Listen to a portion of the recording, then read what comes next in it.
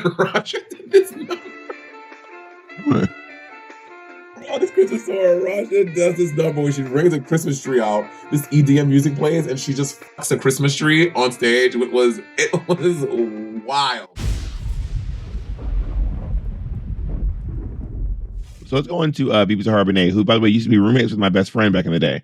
So back in the day, Bebe Zahara Benet and Frosty Flakes used to be roommates. And before I was on Drag Race, I used to sew dresses for Bebe Zahara Benet. Obviously, I would make her dresses. That's so funny to me. And then one of the kiki is years later when Bebe Zahara Benet was doing her Kickstarter or GoFundMe for her documentary, Kisses and Feathers. If you donate like the top tier, which is like $1,000 or something, you'll get a dress. And Bebe tried to send me a dress I made. I was like, don't send me a dress I made you. Obviously, I've met Bebe a whole bunch. I've worked some with Bebe, not a whole bunch, but we've hung out a lot. Most recently, our manager had his 40th birthday party, and Bob, Bebe, and I have the same manager. And Bob, Bebe, and I were just up in the front, in the center, just living our best lives, sweating, dancing, and carrying on. It was so fun. Bebe does this thing. She goes, and Bebe just acting the fool. I love partying with Bebe. Is honestly a lot of fun. She just really goes out. It's very fun. I agree. Bebe is one of my biggest inspirations to do drag. I like her a lot. And she does a lot of cocaine. Let's go into King Tyra. Girl. King Tyra is the winner of all RuPaul's Drag Race Season 2. He's one who does not like Monet. And he for no reason. And he's certainly a very controversial figure in the world of drag and drag race in general. So for no reason, I had never met this person. We never done anything. Like there's nothing that I did to facilitate. I was new to Drag Race. I never done. And just on one of us, I just got a tweet that before Drag Race, I did this picture of me as I recreated Grace Jones's white face picture, and then they like tweeted a picture of that and saying this like cooning ass Negro kente cloth black African dirty booty scratching bitch. I was like, what? Why? Because I have nothing but respect for King Tyra. I thought King Tyra was embarrassed, and I was like, what did I do to warrant this tweet? And then we had a exchange back and forth online, and it was like crazy. I became public enemy number one for literally nothing. I had never said or done anything about this. Let's go into the winner of season 3 and the real winner of. I'm just kidding. I was gonna say of All Star 7. I don't actually believe. Wow, that was a bit. I don't actually believe that. Jinkx is the real winner. Jinkx won. But and I don't mean like Jinkx won. No. Let me say it again. Jinkx won. Jinkx won all, and I really believe that in my heart of heart. I was just doing a bit. I do love this queen though. I can't wait to see it's the real. Yeah, I'm not the one faking on the internet, honey. Raja Gemini. I had met Raja before All Star 7, and because we did. And Raja and I did a Christmas tour together when Raja did this number. What? Oh, this Christmas tour, Raja does this number where she brings a Christmas tree out. This EDM music plays, and she just fucks a Christmas tree on stage. It was wild. Every night we were all like, Raja, what is going on? Wait, really? So that was my first experience. Yes. I don't know. I'm sure there's videos online. It was crazy. And then, but it was fun. Raja's always a good time girl. She always has her wine, even back then. And All Star 7 was great. Oh, Raja was so fucking good at All Star 7. Like we'd be at the hotel, and they would be like, "Hey ladies, because as y'all know, they take your phones away from you and everything. You don't have anything." And we get back to the hotel, and Raja's like, I need to text. I need to use my computer to text and emails my manager." And they're like, no, I'm sorry. Raja's like, "Excuse me." She's like, "I am 47 years old. You're young enough to be my child. Give me my fucking computer, please. Thank you." You're the computer? Yes, I get the computer. What an interesting queen. I love Raja. Raja's very talented. She's Raja's one of those folks who has a long history of working in reality TV because she was also working on America's Next Top Model. Mm-hmm. And she was an industry makeup artist. So she's a very, very interesting person. Like if you ever get to sit down and talk to her, she's like a wealth of information and knowledge and about the LA club scene and about being a scene kid, a drag queen, a makeup artist, all of it. It's just really, really interesting. Let's go on to the winner of RuPaul's Drag Race Season 4. Sharon Needles. Talk about controversial queens. She, again, top 5, top 2. So Sharon Needles, I will say this: Sharon Needles really changed the game when it comes to RuPaul's Drag Race. She's very, very, very good at TV. She's very, very, very smart, but she's incredibly problematic and incredibly troubled. Truly, she's very funny. She's also used to write. She used to write a lot of roast jokes for people because Sharon Needles is very funny. But she's a very troubled person. I've toured with her a few times, and maybe just once actually. I think I maybe toured with her just one time, and she's wild. Probably the person that like. She's wild, truly wild. Yeah. I remember one time we were on the tour bus in this Helsinki or something. And she was like, it was like 3 a.m. and Sharon Needles was like screaming. Everyone's asleep. And Sharon Needles is like screaming like, "Get down here, queen, right fucking now." And just scream. And everyone's like, "What the?" And everyone looks at Kenny. And it's like, Kenny, Kenny Monsoon. We're like, "Kenny, you need to go take care of whatever this is." And Kenny was like, so Kenny goes down and is like, "You need to go to sleep." And she's like, "Fuck that. Get that queen down here." No one knows who she was talking about. No clue. She was smoking in the bathroom all the time. At nighttime, get wasted, smoke in the bathroom. She was wild. Truly wild. So I was on like Sharon's like last tour that she went on. It was Work the World Asia Australia. And Sharon was singing that song from Mars Attacks. I don't ever seen the movie. It was something from Mars Attacks. And she was singing live every night to a track, y'all. Not a live band, a track. Sharon would get fucked up every night, always drinking. Like Sharon Needles is a drunk. She needs a program like 10 years ago. And then so she is like fucking just belligerent almost every night. And then every night she comes off this. One night I think we're in Manila or Taiwan. She comes off the stage and she's like sobbing. She's like, I don't understand. Why can't they just play the track the same? Why does it have to change? And we're like, what do you mean it has to change? Like, why are the musicians changing? I'm like, Sharon, it is the same track that you brought here. That plays every night. There is no live instruments that the thing is changing. It is the same thing every night. So then Aquaria, bitch, lets her have it. Aquaria gathers this bitch. Y'all don't know this, but Aquaria likes to fight. Aquaria will fight you. Not just y'all know she does on the internet. No, Aquaria does it in person. If Aquaria thinks you're doing wrong, not just her, if Aquaria thinks you're doing anyone wrong, she will literally let you have it. And then and then also Sharon was her first time like doing the tour. Sharon's not a good dancer. She's fucking the choreo. Like the closing number was always a mess because she's going the wrong way. We're going that way. She's just doing her own thing on stage, fucking up everybody else's shit. So after Aquaria yelled at her, she was like, that's it. I'm going home. Brandon, send me home. So then we all are now going to the next city, but Sharon is going home. But we have not seen her because she just packed up all her things at the gig and we did not see her. The next morning we're at the airport, all in the Delta Lounge, and all of us are sitting here.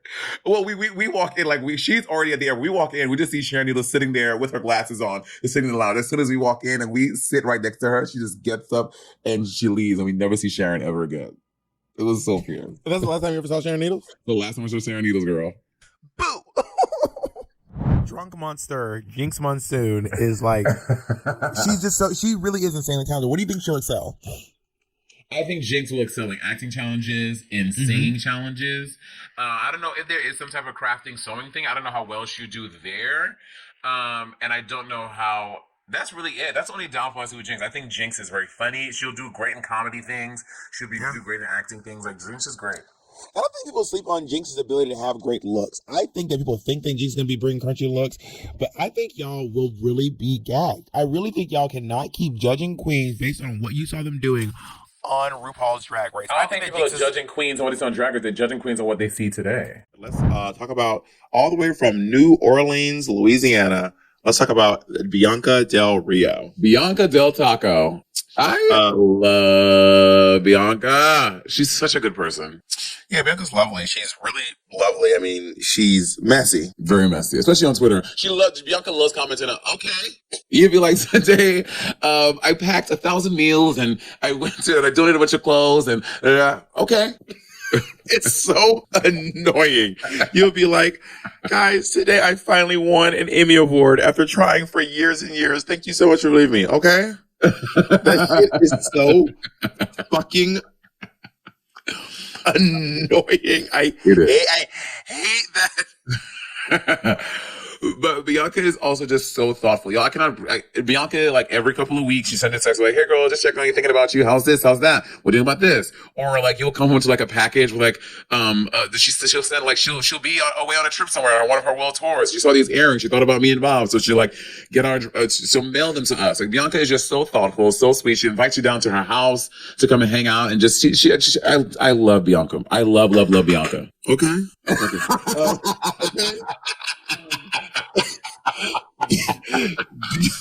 Bianca Del Rio, one of my favorite memories of her was before, like, I think I was a baby queen. I was like barely doing it. Like, I was doing like my once a week competition status, but Bianca had no clue who I was. So she put me up on stage at the Ritz, and by on stage, I mean on the floor at the Ritz. And, she put me up there and she was saying something. I don't remember what it was, but she said something and then I responded and I made her laugh. And this was, that's you that you can make Bianca laugh. And she looked back and she said, "Oh, you're funny." And after being like, I made Bianca motherfucking Del Rio laugh. That was great. I was like, yes, bitch. And she never laughed again. Let's move on to my Atlanta, Georgia sister, Miss Violet Chachki. I love Violet Chachki so much. Violet fucking cracks my shit up. She's so shady. She's such a cunt. She is so mean, but I'm not kidding, y'all. I love every second of it because there is a beautiful heart under there, but you have to get through all that stuff. But I love Violet Chachki. I was same. You're not going to get any disagreement from me. Violet, I met Violet before we were both on Drag Race. She was doing a show called The Other Show back in Atlanta. Mm-hmm. When I would go visit my mom, I would go do the show. I actually got to connecting through Delighted to Be Here. And that's when I met Violet. There's an old video of Violet on my TikTok or Instagram back in the day, or Vine, on my Vine. Violet going new waist, 22 inches. That's the whole video. That's hilarious. That's how long ago it was. And Violet also gave me the saying "not my gay dollars," which I love to say. Not my gay dollars. We were at, I told her before, we were at the RIP Swinger Richards in Atlanta, Georgia. And this stripper came over to us and was like, "I'm straight." And we had all of our money laid out to attract the strippers. But he came over and he told us he was straight. And then Violet scooped up all of her dollars, looked at me and said, "Not my gay dollars," and walked away. When I the first work the role I did on, I was subbing for Shangela, because Shangela had to leave. So they called me in. Season 10 had just started premiering, and they wanted me to cover some days for Shangela on the tour. So I go to the store. I'm thrust into work the role. I have no idea how things are. Bitch, season 10 just started. All I have is like my like shitty New York City costumes that Yuval Hamasaki would make me with like my cheap fucking stones on them, right? So I have my blue cat suit, and I'm walking to the stage, and my thing, and Violet was like after I was introducing Violet for whatever this point in the show, and I walked past. I had met her that morning. I had never met her or anything. I walk by. I'm standing on with my microphones, ready to go on stage, and she looks at me. She picks up the sleeve of my costume like this. She goes, "Acrylic stones." I was like, "Yeah, interesting." Winner of season 9, Sasha Velour. She is a big part of the new Brooklyn drag scene, right? She was born in Berkeley? Oh, work. But she is certainly a New Yorker through and through. She is a staple in the New York City drag scene. And she is, but she's one of those folks who wasn't giving her Brooklyn flowers until she made it on Drag Race. She's one of those folks that folks were not seeing until she made it on Drag Race. And I remember that I was lucky enough to crown her twice. I crowned her Miss Look Queen once, and I crowned her, or she won one of the short pageants. And I crowned her the winner of America's of RuPaul's Drag Race, America's Next Drag Superstar. I had the honor of putting 2 crowns on her head, which is really cool. I mean, when I was really impressed by Sasha Velour, we were doing The Monster, and it was Miss Little Queen, and she did this Gollum number. And from then, I was like, "Oh, this bitch is everything." It was a number where she came out in this like nice outfit and or wig, I think, and then she like take this umbrella. It was like a beaded. It was like a beaded, like a vintage beaded gown she was wearing.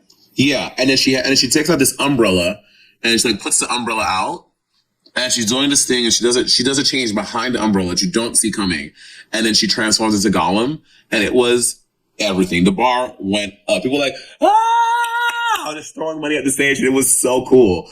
Yeah, Sasha Velour is a really, really sick queen. She's also insanely tidy. Like, I'm always impressed when someone's super tidy. I just find it to be so admirable. Not even in her place, but I've been backstage with her and worked with her, and she's just so tidy and put together. Like, nothing's out of place, and everything's just so. It's very impressive. It's very, very impressive. Cute.